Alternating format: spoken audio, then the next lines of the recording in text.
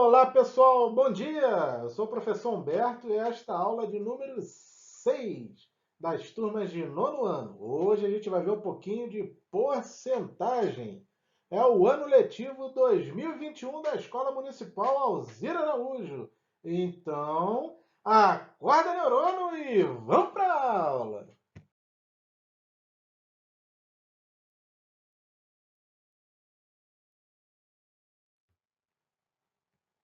Vamos ver agora sobre porcentagem na aula de hoje. Vamos ver também a diferença entre porcentagem e ponto percentual, algo completamente diferente. E também vamos ver um pouquinho como é que nós aplicamos a porcentagem nos nossos dias, né? No dia a dia, no nosso cotidiano, e também como calcular a porcentagem. Bom, inicialmente, nesses conceitos iniciais, o nome porcentagem ele vem do latim percentum, significando por cento, ou seja, cada centena. É uma medida de razão com base 100. Opa, razão é o quociente, ou seja, a divisão dos números que expressam as medidas de grandezas de mesma natureza, ou seja, é um modo de expressar uma proporção ou uma relação entre dois valores, onde um é a parte de um todo e o outro é o total. E por isso é usada uma fração. Nessa fração, temos o numerador representando a parte do total a ser analisado e o denominador, cujo número é o 100, pois representa o seu total, ou seja, dividir um número por 100.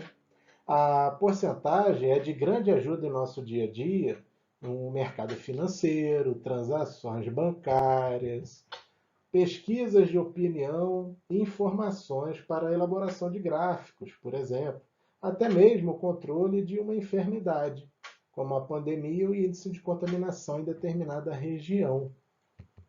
E aqui nós temos um exemplo, está aí para vocês na figura menor, 70 dividido por 100, ou seja, 70%, ou seja, 0,7 para cada um. Isso quer dizer o quê? Que é 0,7 parte de 1, onde esse 1 ele representa o valor inteiro da fração. Então, em termos de fração, nós representamos 70% como 70 no numerador, que é a parte a ser analisada, sobre o 100 no denominador, que é o total do que queremos avaliar. E o símbolo da porcentagem, né? Bom, hoje nós utilizamos o símbolo da porcentagem como estamos vendo na figura maior, o terceiro quadradinho, né? Mas ao longo da história da humanidade ele foi mudando, nem sempre ele foi assim, né? Ele vem de uma expressão matemática, também de uma fração, onde tinha no numerador, onde nós não conhecíamos a parte a ser analisada, e chamava-se de x, mas se conhecia o denominador, que era o número 100. Porém, alguns documentos antigos sugeriram que esse símbolo de porcentagem ele foi transformando a partir da escrita dessa expressão latina percento, sendo conhecido em seu formato atual desde os meados do século XVII. Apesar desse nome latino, a criação do conceito de representar valores em relação a uma centena é atribuída aos gregos. Então, aqui na figura, nós temos algumas variações ao longo da história da escrita do símbolo que nós conhecemos hoje como porcentagem, né? Então, o primeiro ali data do símbolo do século XV. No meio, o símbolo do século XVII. E, por último, o símbolo que nós temos até hoje de porcentagem. Segundo o historiador David Eugene Smith, o símbolo seria originalmente escrito per 100 ou per C. E esse historiador ele estudou um manuscrito anônimo parecido de 1425. E ali continha um círculo por cima do C, ou seja, por cima da letra C. Com o tempo, obviamente, a palavra pera acabou sendo por desaparecido, não é verdade? E o C, a letra C, ela teria também se transformado para um segundo círculo aí, e onde a gente tem o símbolo de porcentagem até os dias atuais.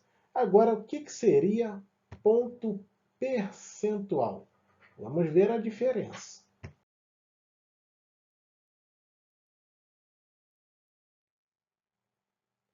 Agora vamos ver o que é ponto percentual, que a gente tem visto muito nas mídias falarem sobre ponto percentual, uma taxa comparativa de porcentagem, né?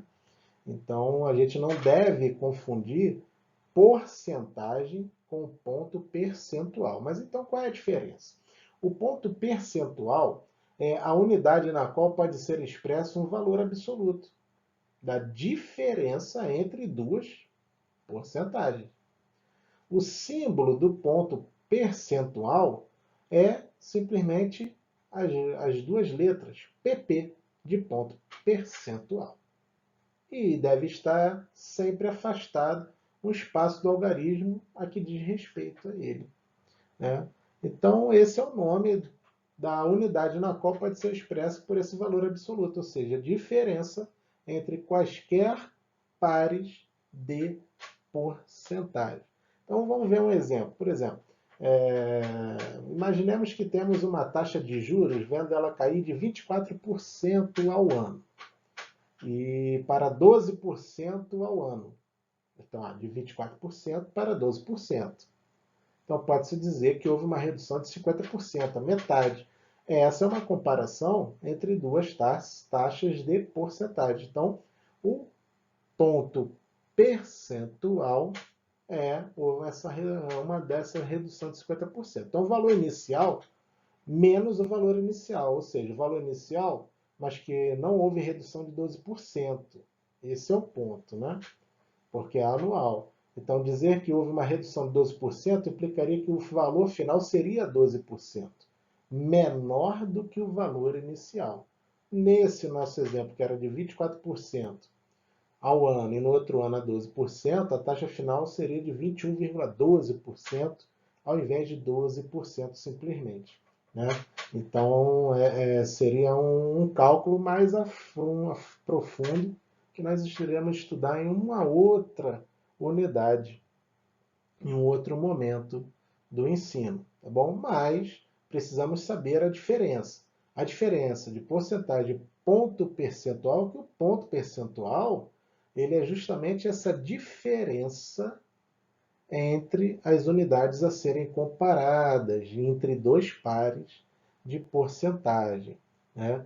Então, ponto percentual não é porcentagem, né? Então, na verdade, ponto percentual é quando usamos uma relação entre duas porcentagens.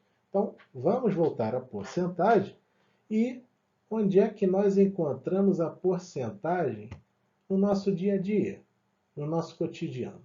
Vamos ver.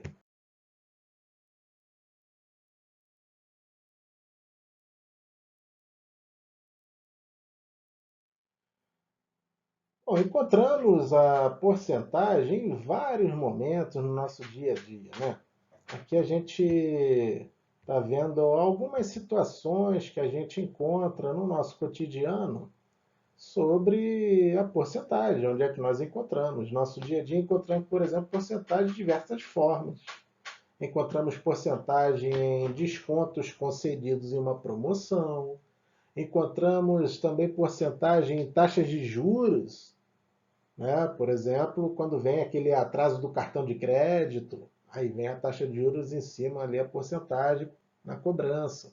Em dados estatísticos, por exemplo, como você vê aí na figura o gráfico de setores, que é uma representação geométrica da porcentagem, né? E também encontramos a porcentagem nas notícias, na mídia, de várias maneiras, né? E, inclusive nesse momento em que estamos vivendo, né? Mas como é que a gente calcula a porcentagem? É isso que a gente vai ver. Além da gente ver a porcentagem trabalhando com descontos, gráficos, promoções, que é muito interessante as promoções, não é verdade? Como que nós calculamos uma porcentagem para não ser enganado também nessa troca comercial que temos no nosso dia a dia.